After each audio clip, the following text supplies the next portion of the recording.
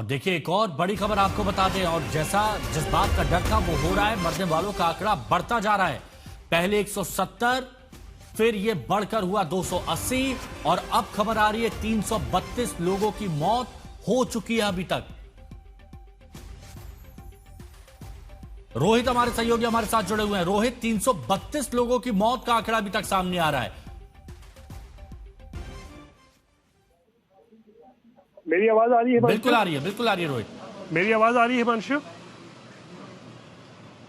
बिल्कुल, देखिए जिस तरीके का सैलाब आया था उसमें आप समझ सकते हैं ये आंकड़ा भी शायद अभी कम हो और ये आंकड़ा और ज़्यादा बढ़ भी सकता है। 332 अगर ये आंकड़ा पहुंच चुका है तो आप समझिए उसमें से अभी सैकड़ों ऐसे हैं जो अभी मिसिंग हैं, जो इससे भारतीय भी हैं और अन्य विदेशी मूल के लोग भी हैं जो फिलहाल जो हैं जिनके कोई लापता है, इनके बारे में कोई पता नहीं चल रहा है। तो जाहिर सी बात है जिस तरीके का सैलाब कल नेपाल में देखने को मिला, तिब्बत से जो सब कुछ शुरू हुआ था उसमें 332 का आंकड़ा पहुंचा है और इस बात की आशंका है कि आंकड़ा और ज़्यादा बढ़ सकता है। लेकिन ये साफ तौर पर दिखाता है कि नेपाल के लिए ये जो कुछ हाल फिलहाल में जो बर्बादी का जो एक आलम जो हम लोगों ने देखा है, चाहे 2015 का भूकंप हो, वो विनाशकारी भूकंप, और फिर कल जो फ्लैश फ्लड आया है, कुछ चुनिंदा ऐसी घटनाएं हैं जिसने नेपाल को पूरी तरीके से जो है वो बर्बाद कर दिया है और इसीलिए मौत का आंकड़ा आप देख रहे हैं अभी बढ़ता जाए। कई लाशें हमने बताया आपको, कई लाशें पानी में तैर रही हैं अभी भी,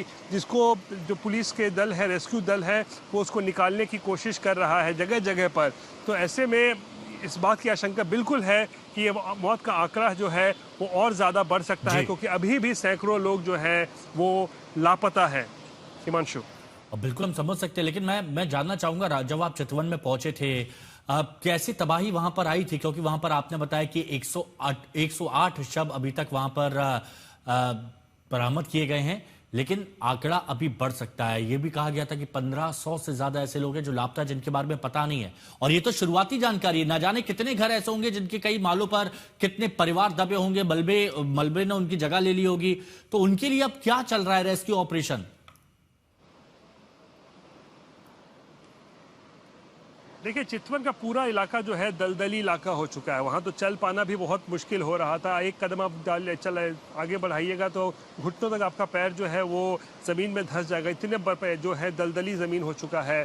और फिर वहाँ पर नेपाल पुलिस जो है, APF के लोग जो हैं वो वहाँ पर लगातार गश्त कर रहे थे और जो उनको भी पता था कि लाशें जो है वो बहकर, जो पहाड़ी इलाकों से बहकर जो है वो नदी के रास्ते इसी चितवन होते हुए ही मतलब इन सब इलाकों में पहुंचेगा। तो इसीलिए APF की टीम भी वहां लगातार वहां पर गश्त कर रहे थे। कई लाशों को उन लोगों ने निकाला है हम, और आज तक से उन लोगों ने बताया भी कि केवल नारायण घाट से 35 लाशें उन लोगों ने निकाली है और चितवन से अब तक 108 से ज़्यादा लाशें निकाली जा चुकी हैं। तो आप समझ सकते हैं कि किस तरीके की बर्बादी का आलम था। नहीं, लेकिन आपकी उन लोगों से भी बात हुई होगी रोहित, उन लोगों से भी बात हुई होगी जिन लोगों ने कल अपने आप को बचाया, अपने परिवार को बचाया।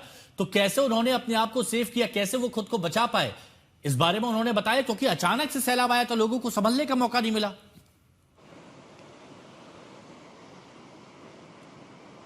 बिल्कुल, वो तिब्बत से जो वो बर्बादी का आलम शुरू हुआ उसके बाद हम लोगों ने देखा पूरे रास्ते, अब तिब्बत से आप नेपाल होते हुए कई इलाकों होते हुए जब चितवन तक ये पूरा सैलाब पहुंचा था तो लोगों को समझ में नहीं आया। और इसीलिए जो है आप समझ सकते हैं कि इतने ज़्यादा संख्या में लोग जो लापता हैं, क्योंकि किसी को अंदाज़ा नहीं था। लोग अपने रोज़मर्रा के काम में जो है वो व्यस्त थे और अचानक से जब ये सैलाब आया तो लोगों को संभलने का मौका तक नहीं मिला।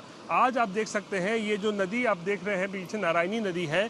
जब नेपाल में जब है ये नारायणी नदी कहलाती है, लेकिन जब ये भारत में प्रवेश करता है तो गंडक बन जाता है। आज ये थोड़ा सा इसका रूप आज शांत है, लेकिन कल यही सैलाब, यही तबाही लोगों की जान पर भारी पड़ रही थी। और सरकार ने बताया कि 6.5 लाख लोगों को मोबाइल पर अलर्ट जारी किया गया, लेकिन तब तक बहुत देर हो चुकी थी। शुक्रिया आपका हमारे साथ जुड़ने के लिए। अब देखिए नेपाल में तबाही के बीच रेस्क्यू ऑपरेशन का आज दूसरा दिन है। नेपाल की सेना हर वो भरसक प्रयास कर रही है जिससे लोगों की जान बचाई जा सके। कई लोगों को सेना के जवानों ने हेलीकॉप्टर की मदद से बचाया, इसमें कुछ भारतीय भी हैं। और अभी तक जो जानकारी मिली है, नेपाल आर्मी ने जिन लोगों को रेस्क्यू किया उनमें 105 लोग तिमोरे इलाके के हैं और अभी भी फंसे हुए लोगों को बचाने के लिए अलग अलग टीमें जुटी हुई हैं। दिन रात एक कर दिया है। जब सैलाब आया उसने बहुत सारी जिंदगियों को तो लीला है, लेकिन उसके साथ लोगों की माल मत्ता भी छीन ली। यहाँ ये परिवार है, ये लोग 15 साल से यहाँ पर रहते हैं। देखिए बच्चा है छोटा सा और 15 सालों से ये इनका घर है। अब पानी देखिए आया होगा। अभी मैं नदी का स्तर एक बार जरा कैमरा उधर घुमा के दिखाता हूँ। अभी नदी का स्तर देखिए कितना कम है, बिल्कुल पानी नीचे है। आपको लग रहा होगा 8 से 10 फीट गहरा पानी होगा।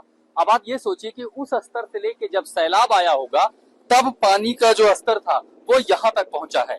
यहाँ पूरा दलदल है, आगे जाना मुश्किल है। ये निशान देखिए दरवाजे पर, इतना ऊपर पानी आया, यानी सीधा लगता है कि 100 मीटर से भी ऊपर पानी ने अपनी सारी सीमाएं तोड़ी। और जब वो इस तरह बेकाबू हुई, इसके बाद क्या दुकान क्या मकान सब उसकी चपेट में आए। वहां देखिए किसी की बाइक है, किसी की मेहनत की कमाई है, उसकी जिंदगी का हिस्सा होगा। और ये इस तरह की भारी भरकम गाड़ियां हल्की तिनकी की तरह ऐसी बहती गई हैं कि आखिर लोग उसकी चपेट में आते तो उनके साथ क्या ही होता। बड़े बड़े पेड़ जंगल दरख्त सब उसकी चपेट में आ गए। अभी भी हवा जो हेलीकॉप्टर्स हैं वो लगातार हवा में गूंज रहे हैं, क्योंकि रेस्क्यू बचाव ऑपरेशन के लिए अब एकमात्र जो जरिया वो हेलीकॉप्टर है। लेकिन पानी का प्रवाह, आप इससे अंदाजा लगा सकते हैं कि इन लोगों पर क्या मुश्किल आई होगी, कितना डरे होंगे वो लोग।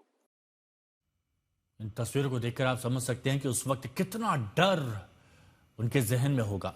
नोवाकोट में कमांड सेंटर बनाया गया है ताकि रेस्क्यू ऑपरेशन को कोऑर्डिनेट किया जा सके। और वहां से और ज्यादा जानकारी दे रहे हमारे सहयोगी आशुतोष।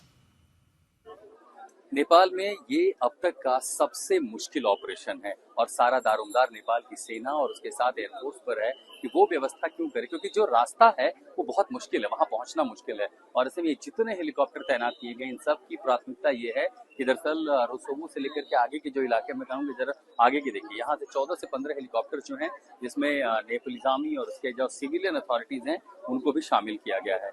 रास्ता खराब है तो कोशिश ये की जा रही है कि मलबे में जितने लोगों को ढूंढा जा सके, या वो लोग जो आसपास उन प्रभावित इलाकों में दिखाई देते हैं, क्योंकि आगे 50 किलोमीटर का पूरा इलाका तबाही से भरा हुआ है। लेकिन एक दूसरी तरफ जो मानवता की सबसे बड़ी त्रासदी, मानवीय त्रासदी जिसे हम कहते हैं, इसमें दिखाई देती है वो ये वो लोग हैं जिनके अपने कहीं हाइड्रो प्रोजेक्ट में काम कर रहे थे, कहीं